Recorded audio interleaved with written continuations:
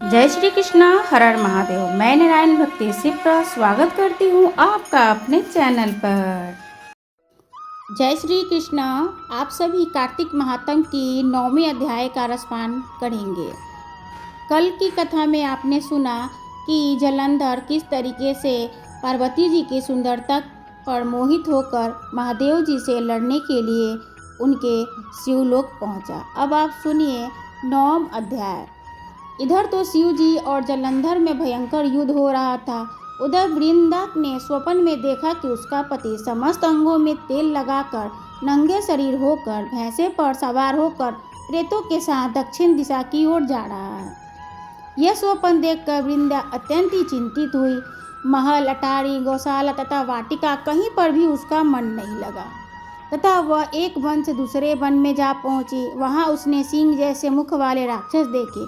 उन्हें देखकर सहसा भयभीत हो गई और एकदम वहां से भाग खड़ी हुई। आगे जाकर उसने एक तपस्वी और एक शिष्य को देखा और उनसे अपनी रक्षा की प्रार्थना की। विनय सुनकर मुनि ने एक हुंकार से उन राक्षसों को भगा दिया। वृंदा ने विनयपूर्वक मुनि से कहा कि हे मुने, मैंने पति जलंधर के साथ महादेव जी का युद्ध हो रहा है, उसमें विजय किसकी होगी, बताने की कृपा कीजिए, क्योंकि आप सर्वज्ञ हैं, सब कुछ जानते हैं। वृंदा के वचन सुनकर मुनि ने आकाश की ओर देखा और उसी समय बंदरों ने आकर मुनि को प्रणाम किया और फिर मुनि का संकेत पाकर वे दोनों बंदर वहां से चले गए। पुनः थोड़ी देर बाद वे दोनों बंदर आकाश की ओर से आए और उन्होंने जलंधर दैत्य का सिर तथा धड़ लाकर पटक दिया। वृंदा अपने पति के मृत शरीर को देखकर अत्यंत दुखी हुई और विलाप करते हुए पृथ्वी पर मूर्छित होकर गिर गई। परंतु मुनि ने अपने ही कमंडल से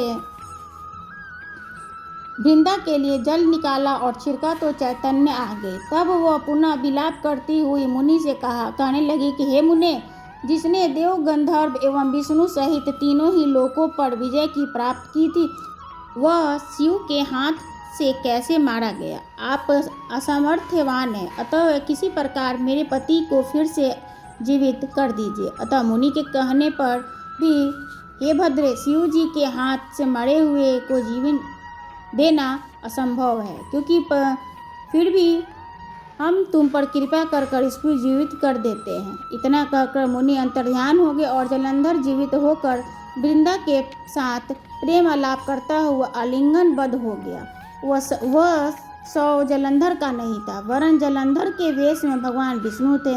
वृंदा जलंधर के वेशधारी विष्णु के साथ उस वन में रमन कर रही थी। एक दिन मैथुन के पश्चाताप अपने पति के वेश में विष्णु को पहचान कर वृंदा अत्यंत ही क्रोधित हुई और बोली कि तुमने मेरा पतिव्रत धर्म नष्ट किया है, इसलिए मैं तुम्हें श्राप देती हूँ कि निश्चय ही वो कपट मुनि तुम ही थे और तुमने ही माया द्वारा दो राक्षस बनाए थे। कालांतर में वे दोनों राक्षस तुम्हारी स्त्री का अपहरण करेंगे और जो तुम्हारा शिष्य था वही बंदर का रूप धारण कर तुम्हारी सहायता करेगा।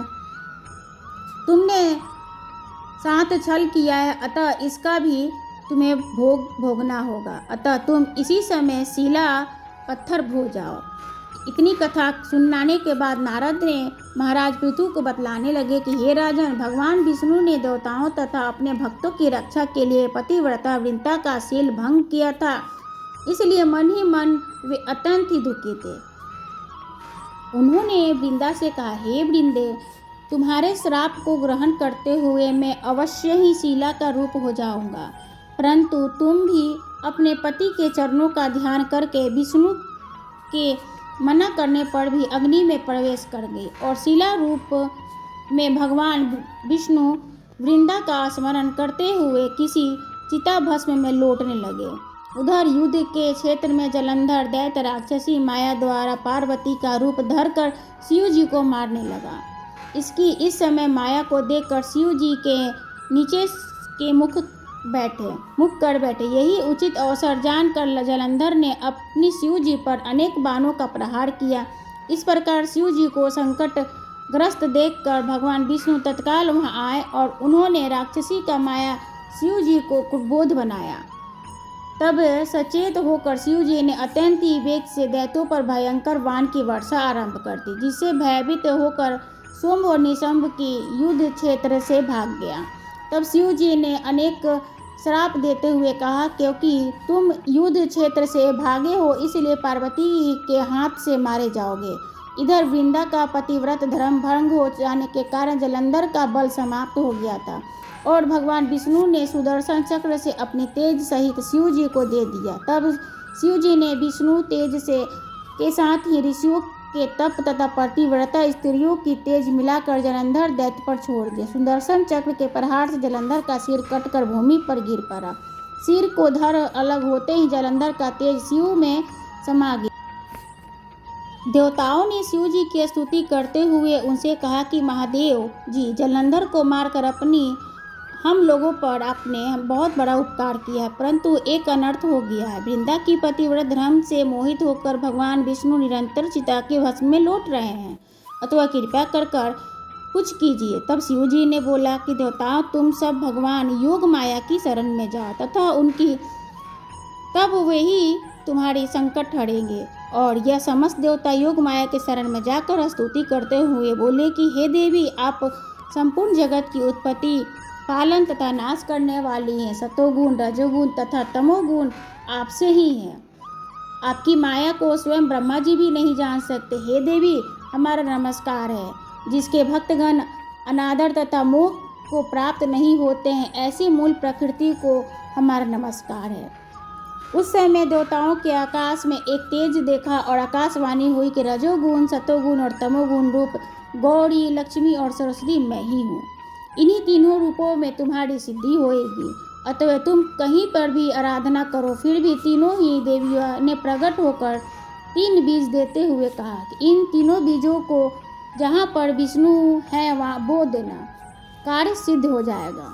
देवताओं ने तीनों बीजों को ले जाकर वृंदा की चिता में विष्णु भगवान लौट रहे थे वहाँ पर 3 बो दिए तो एक वृक्ष उत्पन्न हुआ। रजोगुण से सरस्वती से आंवला और तमोगुण से गौरी और तुलसी और सतोगुण से लक्ष्मी और मालती की उत्पत्ति हुई।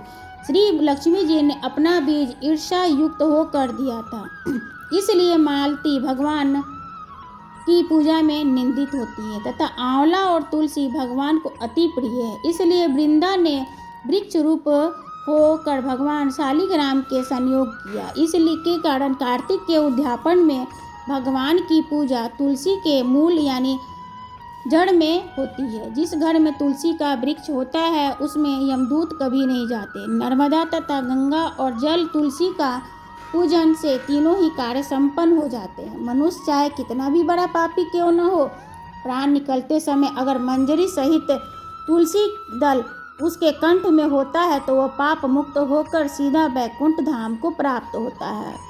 जो मनुष्य अपने पितरों की श्राद्ध तुलसी की या आंवले की छाया में करता है उसे पितृगण मोक्ष प्राप्त होते हैं। जो मनुष्य मंजरी युक्त तुलसी दल तथा आंवले का फल मुख में रखता है वह साक्षात विष्णु के समान है। जो मनुष्य कार्तिक मास में रुद्राक्ष की माला धारण करता है वह धर्म, अर्थ, काम तथा मोक्ष की भी प्राप्त करता है। तुलसी और आंवला का महात्म स्वयं ब्रह्मा जी भी कहने में असमर्थ है। जो कोई श्रद्धा भाव से इस कथा को पढ़ता है या सुनाता है वो भी अंतकाल में मोक्ष को प्राप्त होता है। इति श्री 9वां अध्याय समाप्त हुआ। जय श्री कृष्ण। राधे राधे।